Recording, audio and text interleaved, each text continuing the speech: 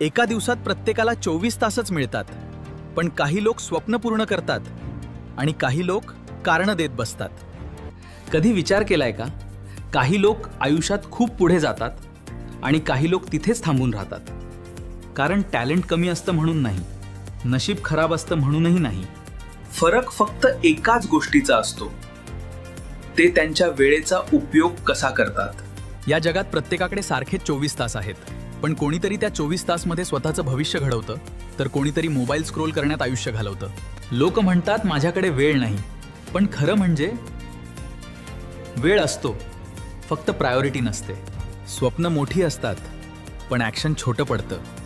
आणि मग एक दिवस वय वाढतं, संधी निघून जातात आणि आरशात स्वतःकडे बघताना मनातून एकच आवाज येतो, वेळ होती, संधी होती, सगळं शक्य होतं, पण मीच काही केलं नाही.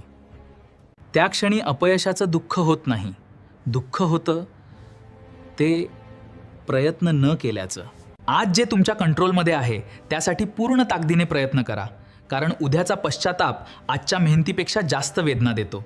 जर हे शब्द मनाला भिडले असतील तर व्हिडिओ लाईक करा, शेअर करा, कमेंट करा आणि अशाच वास्तव आणि प्रेरणादायी विचारांसाठी चॅनल सबस्क्राईब करा.